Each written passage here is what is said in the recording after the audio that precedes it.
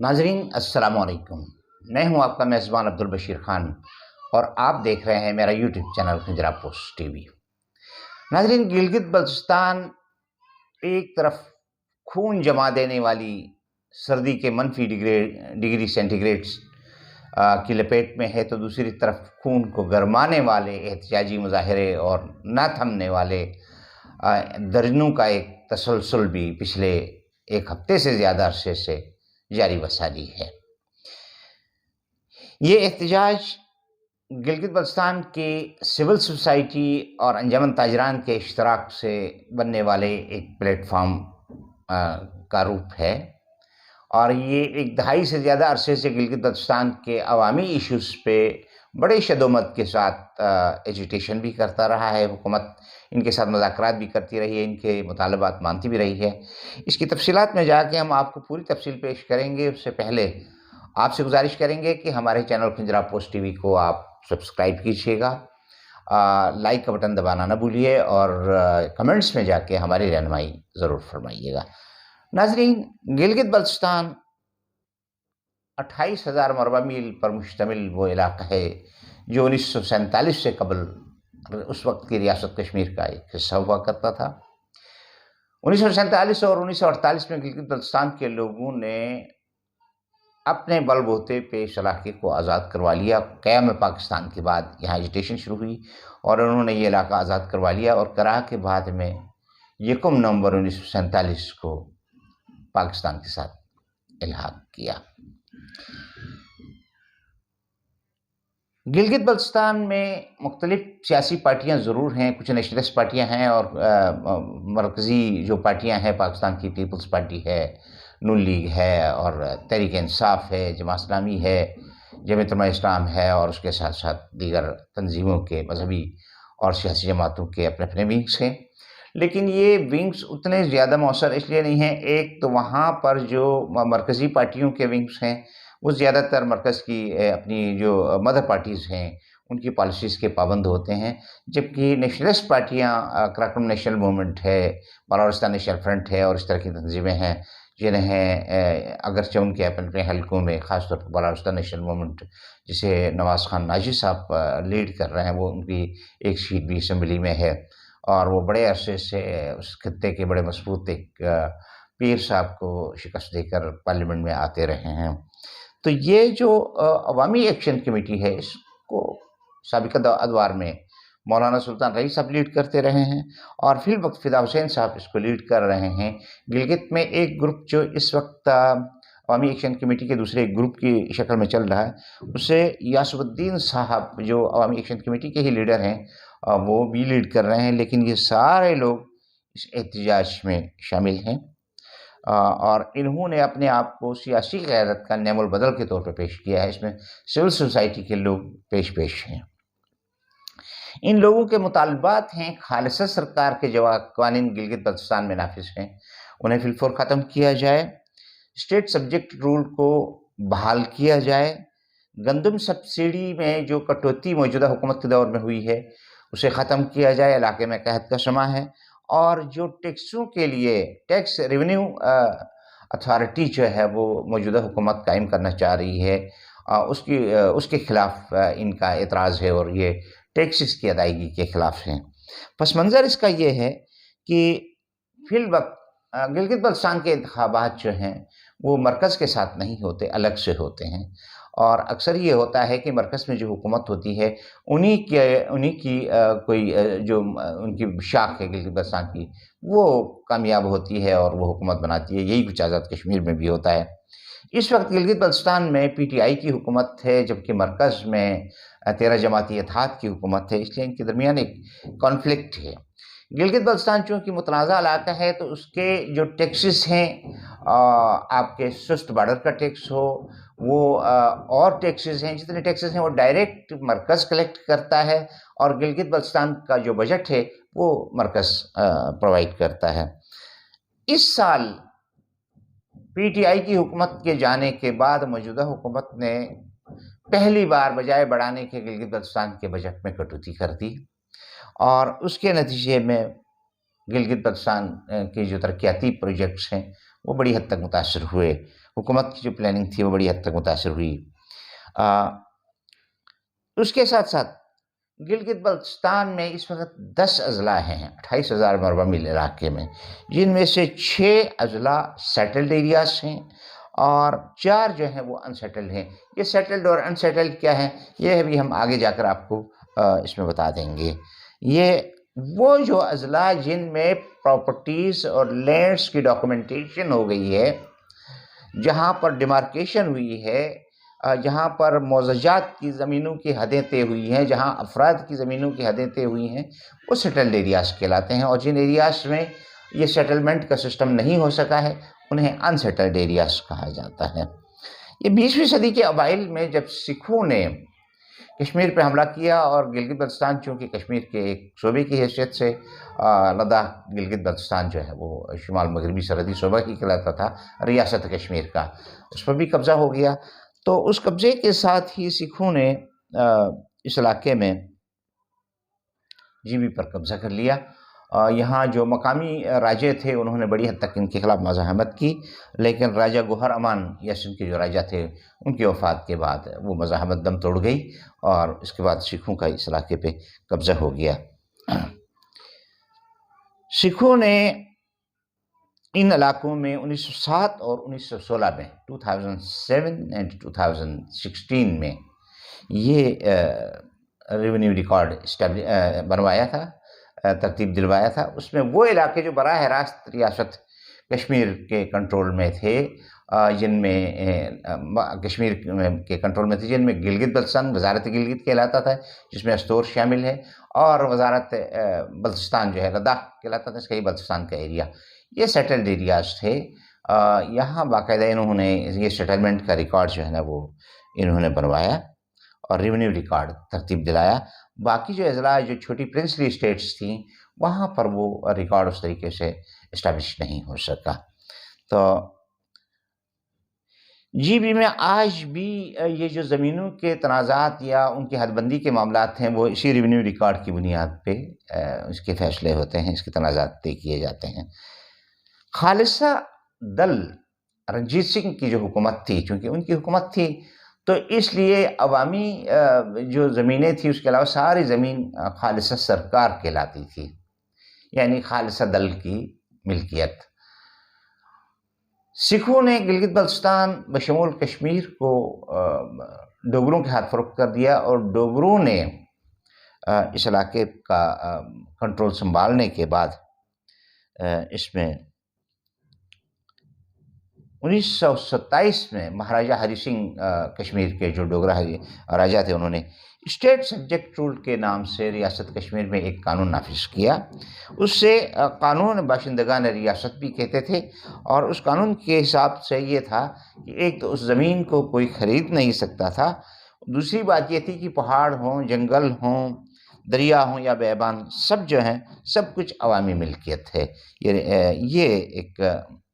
कानून उस state subject rule का बुनियादी खासा था। मकबूजा कश्मीर जब आज़ाद कश्मीर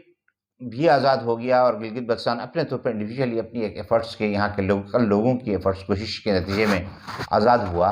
मकबूजा कश्मीर हिंदुस्तान के कब्ज़े में चला गया, तो शेख अब्दुल्ला पर दबाव डाला जवाहरलाल नेहरू ने कि वो कश्मीर को का इल्हाक जो है वो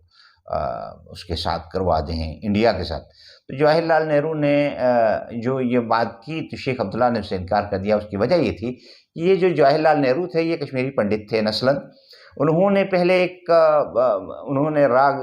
अलाप के अपने शीशे में उतारा था शेख अब्दुल्ला को कि ये जो तकसीम का मामला है ये सेटल हो जाए तो उसके बाद हम कश्मीर को एक इंडिपेंडेंट स्टेट के तौर पर रखेंगे, फिर वक्त आप हमारा साथ दें। यही वजह है कि शेख अब्दुल्ला की नेशनल कॉन्फ्रेंस ने हिंदुस्तान के साथ एफिलिएशन की थी उसमें। उसके बाद उस रियासत कश्मीर के वज़ीर आज़म थे शेख अब्दुल्ला साहब। 2 साल बाद 1952 में जब जवाहरलाल नेहरू ने ये मुतालबा पेश किया तो शेख अब्दुल्ला ने ऐसा करने से रिफ्यूज़ किया। उसके बाद इंडियन गवर्नमेंट ने रियासत कश्मीर में रजीम चेंज करके शेख अब्दुल्ला को जेल में भेज दिया और बख्शी गुलाम मोहम्मद को वज़ीर आज़म बनवा दिया। बनवा के उनकी सरबराही में اس اسمبلی سے الحاق انڈیا کا ایک ریزولوشن پیش کروا دیا۔ اس ریزولوشن وہ جو الحاق ہوا وہ دو شرائط پہ ہوا تھا۔ ایک تو انڈین کانسٹیٹیوشن کی 370 جو اس کی شک تھی، اس کی روح سے کشمیر کو ایک خصوصی اسٹیٹس حاصل تھا، جہاں انڈین جو ہے وہ انڈین جھنڈا لہرائے گا، اس کے ساتھ ساتھ ریاست کشمیر کا جھنڈا بھی لہرائے گا، اور جو قانون سازی ہے وہ اس میں آٹونومس اسٹیٹس حاصل تھا کشمیر ریاست کو۔ پھر اس میں 37A کے نام سے ایک اور ایڈیشن تھا ان کے کانسٹیٹیوشن میں، جس کے تحت یہ اسٹیٹ سبجیکٹ رول جو ہے ڈوگروں کا بنایا ہوا، اس کو برقرار رکھا گیا تھا۔ سملرلی آزاد کشمیر میں بھی اس کو برقرار رکھا گیا تھا، گلگت بلتستان میں بھی لیکن گلگت بلتستان کی حیثیت اس لحاظ سے ذرا مختلف تھی کہ یہاں کے لوگوں نے اپنے طور پہ لڑ کے اس علاقے کو آزاد کروا لیا تھا، اور آزاد کروا کے 20 دن تک 18 دن تک ایک انڈیپینڈنٹ حیثیت میں رہنے کے بعد جا کے پاکستان کے ساتھ الحاق کیا تھا 1 نومبر 1947-48 کو۔ اور اس کے بعد یہاں پر جو قوانین نافذ کیے گئے، اسٹیٹ سبجیکٹ رول بھی اس وقت نافذ رہا، لیکن گریجولی 1972 میں ذوالفقار علی بھٹو صاحب نے گلگت بلتستان میں کچھ ریفارمز کی۔ ان میں جو چھوٹی چھوٹی راجدھانیاں تھیں ان کے راجگی نظام کو ختم کر دیا۔ اس کے ساتھ ساتھ انہوں نے جو یونائٹڈ نیشنز میں یہ بات میں آپ کو اور عرض کرتا چلوں کہ جب یہ سیز فائر ہوا 1948 میں کشمیر میں، تو اقوام متحدہ میں یہ ایشو گیا، اور اقوام متحدہ نے ان تینوں خطوں کو متنازع علاقے قرار دے دیا، اور اس کے ساتھ ساتھ جو علاقے جس ملک کے قبضے میں تھے تا استصواب رائے، وہ علاقے انہی کے کنٹرول میں رہنے دیا۔ آزاد کشمیر اور گلگت بلتستان پاکستان کے قبضے میں، اور مقبوضہ کشمیر جو ہے وہ انڈیا کے قبضے میں۔ اس کے لیے ایک چیز یہ کہا گیا کہ یہ دونوں ممالک جو ہیں ان علاقوں میں لوکل آٹونومس گورنمنٹس قائم کریں گے، جن کے ذریعے یہاں کے معاملات کو رن کیا جائے گا، اور اس کے ساتھ ساتھ چونکہ یہ متنازع علاقے ہیں تو یہاں کے لوگوں کو وہ رعایتیں حاصل رہیں گی جو یونائٹڈ نیشنز کے چارٹر کے مطابق ڈسپیوٹڈ ایریاز یا متنازع علاقوں کے عوام کو حاصل ہیں۔ لیکن یہ حقوق بدقسمتی سے شاید ان میں سے کسی کو بھی نہ مل سکے۔ البتہ آزاد کشمیر میں ان کا ایک اپنا سیٹ اپ رہا، ان کا کانسٹیٹیوشن رہا، ان کا جھنڈا رہا،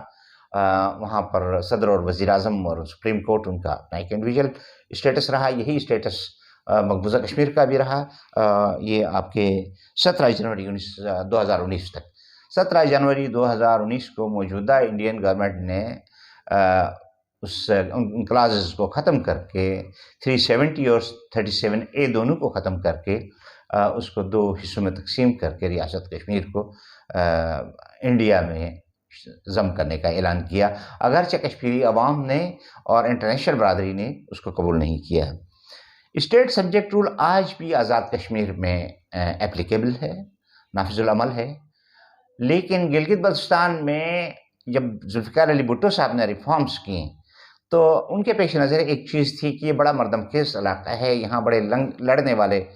لوگ بھی ہیں، لیکن دوسری طرف بڑے پرامن بھی ہیں، وہ اپنے حق کے لیے لڑتے ہیں تو پھر پیچھے نہیں ہٹتے، لیکن نارملی وہ بڑے پرامن لوگ ہیں، یہاں کوئی اس طرح کی کشت و خون نہیں ہوتا۔ تو انہوں نے ایک تو یہ پرنسلی اسٹیٹس کا جو اسٹیٹس تھا وہ ختم کیا، راجگی نظام ختم کر دیا۔ اس کے ساتھ ساتھ انہوں نے یونائٹڈ نیشنز کی ان کلاسز کے تحت زیادہ تو نہیں 1-2 سہولیات دے دی۔ ایک تو یہ کہ گندم سبسڈی یعنی سبسڈائز ریٹس پہ رعایتی نرخوں پہ گندم کی فراہمی اس علاقے کو، ہارڈ ایریاز تھے، کمیونیکیشن کا سسٹم نہیں تھا، اور زمینیں ایگریکلچر کراپس کی زمینیں بڑی محدود تھیں، تو انہوں نے ایک تو وہ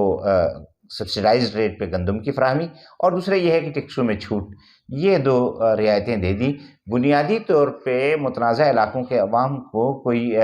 2 درجن کے قریب جو ہے وہ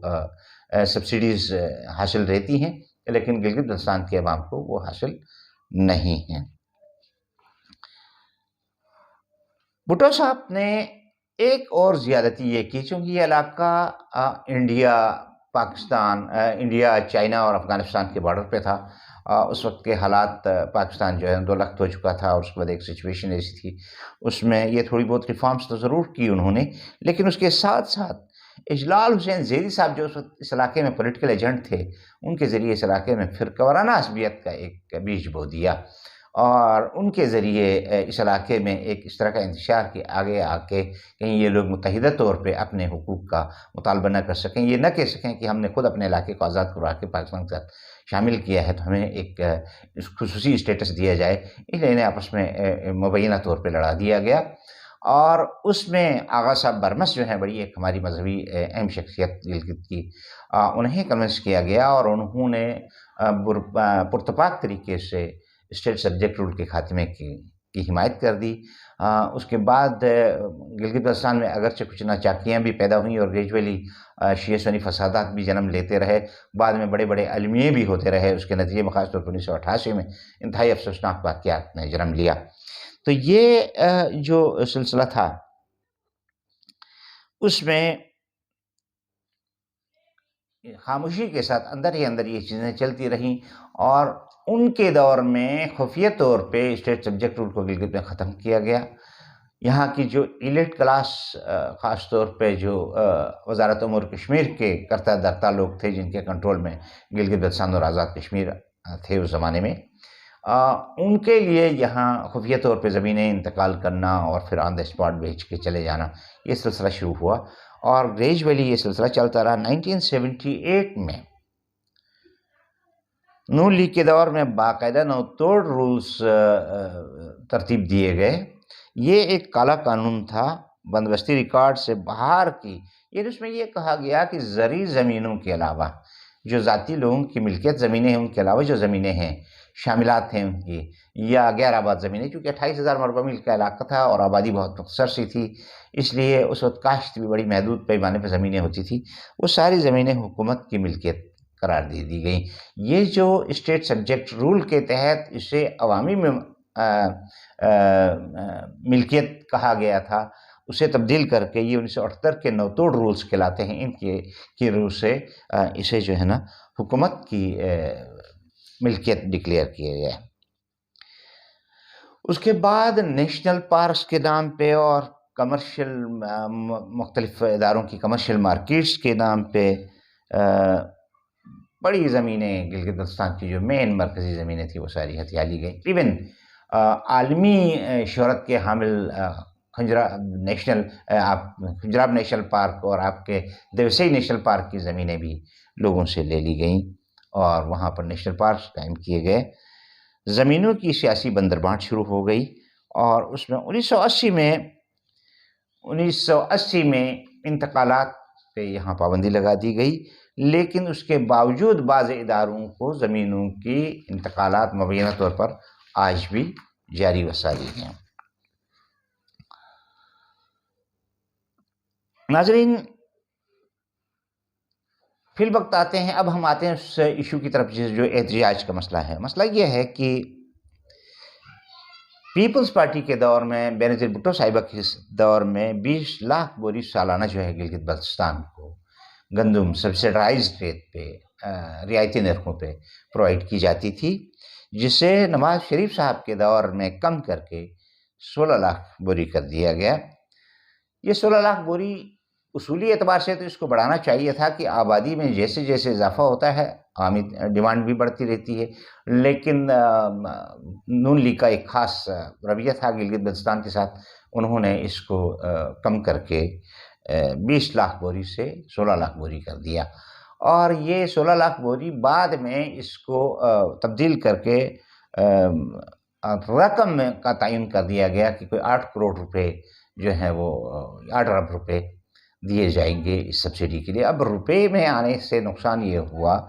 کہ ظاہر بات ہے کہ ڈی ویلیویشن تقریباً 7%، وہ جو اس وقت دنیا میں ایک خاص طور پر ہمارے ہاں ایک ٹرینڈ ہے کہ 7% آلموسٹ ڈی ویلیویشن ہوتی ہے سالانہ، اس کے حساب سے روپے کی قدر میں تو کمی ہو گئی، گندم کی ڈیمانڈ بڑھتی گئی۔ اس وقت ایک پچھلے 3-4 سال سے، بلکہ پچھلے 5-6 سال سے مسلسل طور پہ گندم کی کمی کی شکایتیں یہاں پر ہیں عوامی سطح پہ، اور اس پہ ایجیٹیشن بھی ہوتا رہا ہے، اور اس ایجیٹیشن میں عوامی ایکشن کمیٹی نے اس وقت کے صدر جو ہیں اس کے مولانا سلطان رئیس صاحب کی قیادت میں بڑی سرگرم طریقے سے تحریکیں چلائیں، کامیاب تحریکیں چلائیں۔ حکومت مذاکرات پہ مجبور ہو گئی اور مذاکرات کے بعد وہ اس کو بحال کر دیا گیا تھا گندم کی سبسڈی کو۔ موجودہ حکومت نے شہباز شریف صاحب کی، انہوں نے دو بڑی زیادتیاں کی۔ ایک تو انہوں نے یہ کیا کہ 16 لاکھ سے بھی کم کر کے گندم کی یہ جو تعداد ہے 13.5 لاکھ بوریاں کر دی۔ اب اس کی وجہ سے گلگت بلتستان کے بیشتر علاقوں میں ضرورت کے مطابق گندم نہیں پہنچ سکی، برف باری کی وجہ سے راستے بھی بلاک ہو گئے، عوام ایجیٹیشن پر مجبور ہو گئے۔ ایک تو عوام پہلے ہی اسٹیٹ سبجیکٹ رول کی بحالی اور خالصہ سرکار کے فرسودہ قانون کے خاتمے کے لیے کوشاں تھے، اوپر سے یہ تنازع بھی شروع ہو گیا، اور اس پہ نون لیگ کی سابقہ حکومت کے دور میں انہوں نے 30 اور 70% کا ایک ریشو طے کیا کہ 30% زمینیں اسٹیبلشمنٹ کے پاس ہوں گی جس میں وہ اسکول ہاسپٹلس وغیرہ بنا سکیں گے، اور 70% زمینیں عوام کی ہوں گی۔ اس میں سے خالصہ لینڈ کو انہوں نے پبلک لینڈ کا نام دے کے گورنمنٹ کی تحویل میں دینے کا، یعنی کان ادھر سے پکڑو یا ادھر سے پکڑو، وہ سرکاری تحویل میں ہی دینے کا ایک سلسلہ کیا۔ البتہ اس میں یہ ہوا کہ ایک ریشو کا تعین کیا گیا تھا، لیکن وہ بل اسمبلی سے منظور نہیں ہو سکا باوجود۔ فی الوقت زمینیں 3 قسم کی ہیں، اس میں ذاتی ملکیت کی زمینیں ہیں جو لوگوں کے زیر تصرف ہیں، شاملات ہیں، اور چراگاہیں اور بنجر زمینیں ہیں۔ 1978 کے نوتوڑ رولز کے تحت شاملات چراگاہوں کو حکومت ہتھیا رہی ہے۔ عوام کی زمینیں آبادی کے حساب سے کم پڑ رہی ہیں، جو پرانی زمینیں تھیں، ضرورت مزید زمینوں کو کلٹیویٹ کرنے کی ضرورت ہے، لیکن وہ زمینیں ایگریکلچر بیسڈ چونکہ یہ سوسائٹی ہے، ان کو وقت کے ساتھ ساتھ مزید زمینوں کی ضرورت پڑتی ہے، لیکن چونکہ چراگاہیں اور شاملات اور اس کے ساتھ جو بنجر زمینیں ہیں اسے گورنمنٹ اپنی تحویل میں لے چکی ہے، تمام ایجیٹیشن کر رہے ہیں کہ یہ ہم نے خود ہی علاقہ آزاد کروا لیا، ہماری اپنی پراپرٹی تھی، آپ اس پہ قابض کس بنیاد پہ ہیں۔ ایک تو ان زمینوں کی آنرشپ کا تنازع ہے، اور دوسرا معاملہ گندم سبسڈی میں کمی کا ہے۔ تیسرا یہ ہے کہ ان حالات میں جب مرکز کی حکومت نے، یہاں پی ٹی آئی کی حکومت ہے، اس کو پریشر میں لانے کے لیے مرکزی حکومت نے یہاں کے بجٹ میں بھی بہت بڑی ڈراسٹیکلی اس میں کمی کر دی، اور جو انہوں نے فنڈز ایلوکیٹ کیے وہ بھی ادا نہیں کر دیے۔ نتیجہ یہ ہے کہ اس وقت ترقیاتی کام گلگت بلتستان میں بالکل ٹھپ ہو چکے ہیں۔ اس صورتحال میں یہ جو ایجیٹیشن ہے اس کو انڈین میڈیا بڑے پروپیگنڈے کے طور پہ پاکستان کے خلاف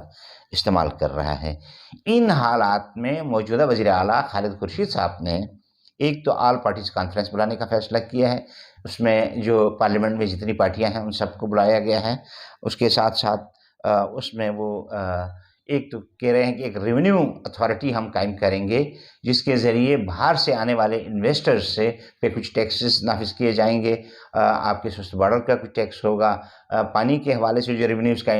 لا ہے اس کے روشنی میں کچھ ملے گا۔ آپ کے این ایف سی ایوارڈ میں چونکہ گلگت بلتستان کی نمائندگی نہیں ہے، اس کا کوئی شیئر نہیں ہے، اس کے شیئر کی بات کی جائے گی، اور جو صنعتیں یہاں آئیں گی، جو ہوٹل انڈسٹری آئے گی، ان پہ ٹیکسز لگانے کے لیے ایک ریونیو اتھارٹی ہونی چاہیے۔ عوام کو کنفیوژن یہ ہے کہ یہ جو ریونیو اتھارٹی بنائی جا رہی ہے یہ آگے جا کر انہی سے ٹیکسز حاصل کریں گے، جبکہ انٹرنیشنل لا کے تحت ڈسپیوٹڈ ٹیریٹریز میں جو ہے اس طرح کے ٹیکسز کے نفاذ کا کوئی جواز نہیں ہے، تو وہ اس کے خلاف بھی ایجیٹیشن کر رہے ہیں کہ ریونیو اتھارٹی کا قیام نہیں ہونا چاہیے۔ تو اس سلسلے میں خالد خورشید صاحب نے ایک آل پارٹیز کانفرنس بلانے کا فیصلہ کیا ہے، جس میں لینڈ ریفارمز ایکٹ، ایک باقاعدہ لینڈ ریفارمز کا قانون بنانے جا رہے ہیں وہ، اور اس کے ساتھ ساتھ جو ہے ریونیو کلیکشن اتھارٹی کے قیام، یہ دونوں چیزیں۔ لینڈ ریفارمز ایکٹ میں آپ کے نوتوڑ رولز کے، خالصہ سرکار کے اور اسٹیٹ سبجیکٹ رول کے یہ سارے میٹرز ڈسکس ہوں گے، یہ چیز طے ہونی ہے۔ اس پہ پچھلی 1 سال قبل اپوزیشن لیڈر امجد حسین صاحب اور موجودہ ڈپٹی اسپیکر نے بھی ایک بل پیش کیا تھا، وہ بل بھی زیر غور ہے وہاں پہ، اور اب موجودہ حکومت ایک نئے انداز میں اس میں تبدیلی کر کے عوامی اتفاق رائے کے ساتھ، موجودہ قیادت کے ساتھ، ابھی ریسنٹلی ایک اپنی پریس کانفرنس میں خالد خورشید صاحب فرما رہے تھے کہ وہ اپوزیشن لیڈر امجد حسین صاحب جو پیپلز پارٹی کے صوبائی صدر ہیں اور ان کے ساتھ ساتھ نون لیگ کے صوبائی صدر حفیظ الرحمان صاحب کو بھی اعتماد میں لے کے ان کو بھی اس رائے میں شریک کر کے مشترکہ طور پر لینڈ ریفارمس ایکٹ اور ٹیکس ریونیو اتھارٹی کے قیام کے سلسلے میں قانون سازی کرنے جا رہے ہیں۔ ناظرین، یہ آج تک کی گفتگو تھی۔ انشاءاللہ اگلی گفتگو میں ہم آپ کے سامنے گلگت بلتستان کے حوالے سے ہی ریونیو اتھارٹی اور دوسرے معاملات پہ اگلا اپنا ویلاگ لے کے آپ کی خدمت میں حاضر ہوں گے۔ تب تک کے لیے اپنے میزبان عبدالبشیر خان کو اجازت دیجیے۔ پاکستان پائندہ باد۔ السلام علیکم ورحمۃ اللہ وبرکاتہ۔